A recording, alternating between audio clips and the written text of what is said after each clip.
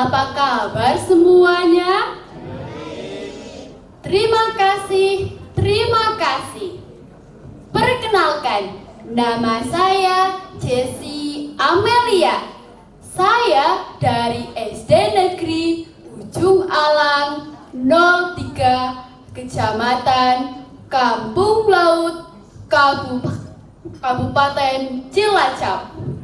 Pada kesempatan ini, saya akan menceritakan sebuah legenda dari Cilacap dengan judul Asal Mula Sarang Burung Sebagai Obat Mujarab.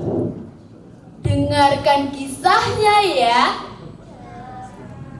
Dikisahkan, di sebuah kerajaan hiduplah seorang raja yang sangat arif dan bijaksana yang bernama Sri Susuhunan. Semula kerajaan ini sangat damai dan tentram. Rakyatnya hidup makmur dan sejahtera. Namun kerajaan menjadi goyah ketika sang permaisuri Kanjeng Ratu Ageng menderita sakit yang begitu parah dan membuat badannya semakin hari semakin kurus. Bersabarlah istriku, pertolongan akan datang dengan sendirinya. Kamu pasti akan sembuh. Nah teman-teman, sang raja memanggil berbagai tabib, dukun, dan orang pintar, tetapi tidak ada seorang pun yang mampu menyembuhkan penyakit permaisuri. Hal inilah yang membuat Sri Susuhunan suaminya menjadi sangat sedih.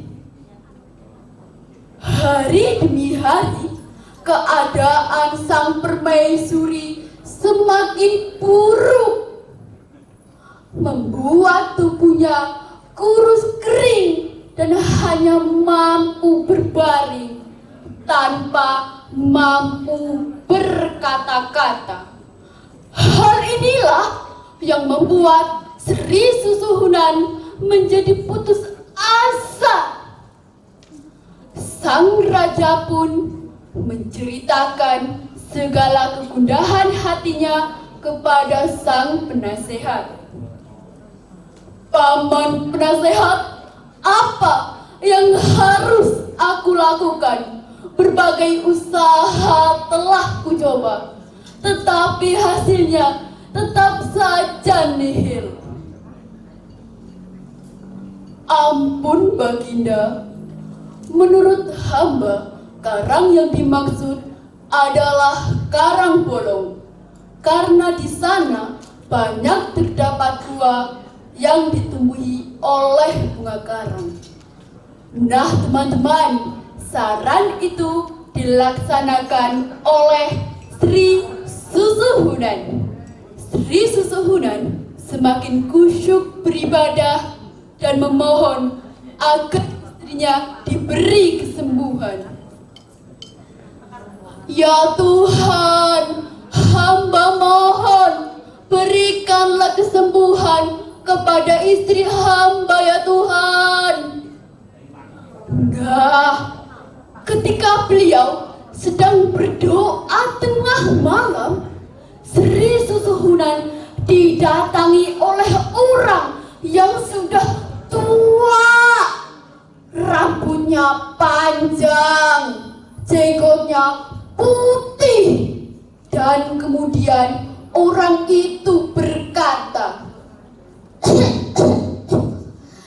"Pergilah kau ke pantai selatan, ambillah bunga karang yang tumbuh di sana, jadikanlah bunga itu sebagai obat permaisuri."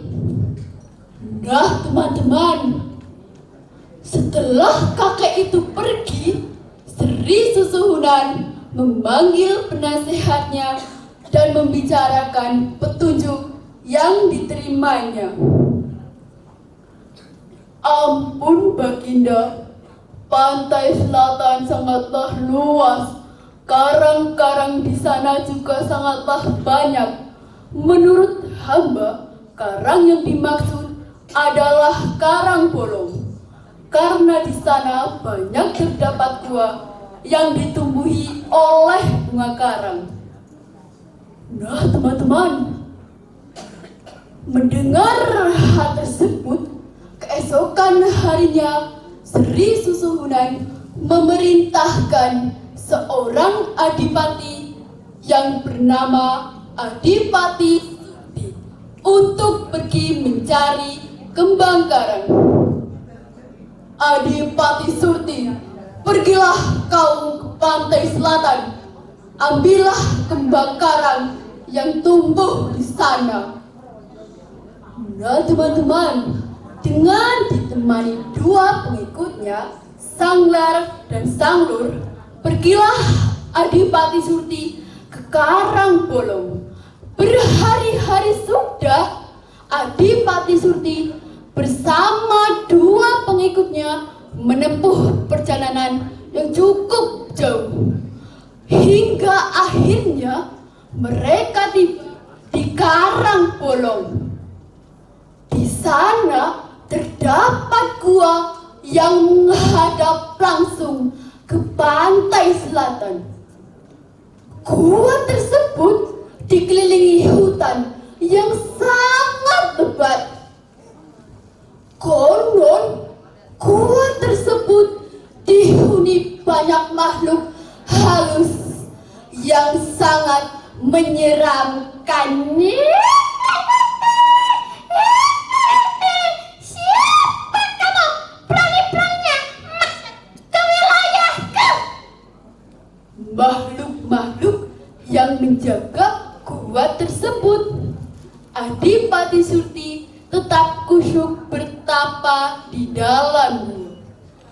Setelah beberapa hari bertapa, Adipati Surti mendengar suara gaib seorang wanita. Hentikan tapamu, aku akan menunjukkan letak bunga karang itu. Tapi ada satu syarat yang harus kamu penuhi. Nah, teman-teman, benar saja ketika ia membuka matanya, di hadapannya telah ada seorang wanita cantik jelita, Dewi Suryawati. Ia adalah abdi Ratu Laut Selatan, Nyi Roro Kidul. Nah, teman-teman, karena hanya itulah satu-satunya syarat untuk mendapatkan kembang karang, akhirnya Adipati Surti menyetujui syarat yang diajukan Dewi Suryawati.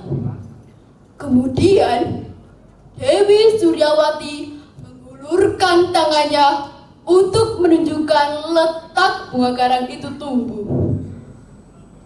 Itulah bunga karang yang dapat menyembuhkan penyakit permaisuri. Jika diolah akan menjadi obat yang mujarab untuk permaisuri. Seketika itu, Adipati Surti mencoba mengambil kembang karang tersebut.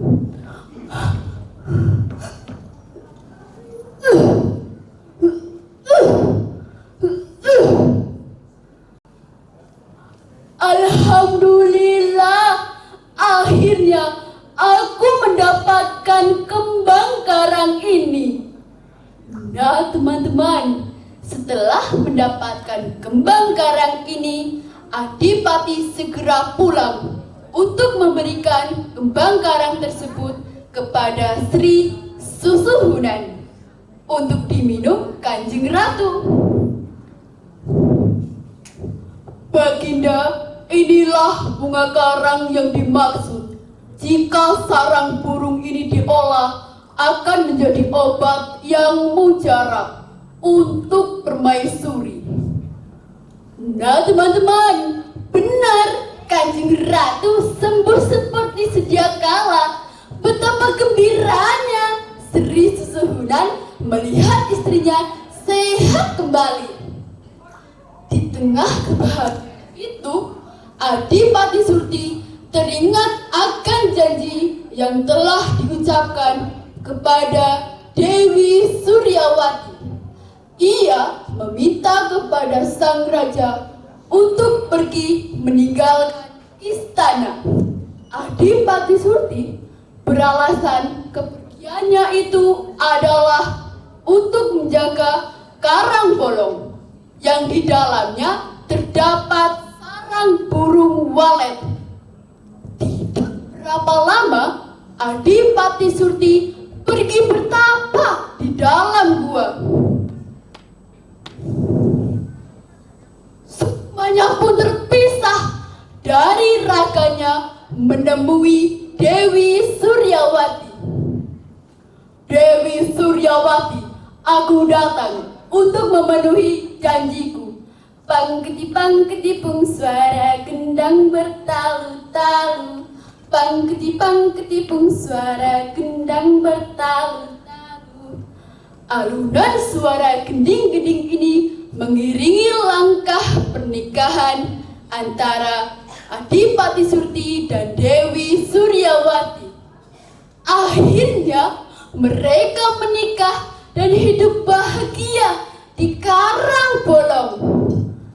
Nah teman-teman, sejak itulah kembang karang atau yang dikenal sarang burung ramai dikunjungi orang, ramai dicari, dan menjadi obat yang mujarab meskipun harganya sangat mahal. Pesan yang dapat diambil dari cerita ini adalah sebuah usaha tanpa diiringi doa tidak akan mendapatkan hasil yang memuaskan. Oleh karena itu, biasakanlah berdoa kepada Allah dalam menjalankan segala sesuatu. Sekian cerita dari saya. Sampai jumpa dan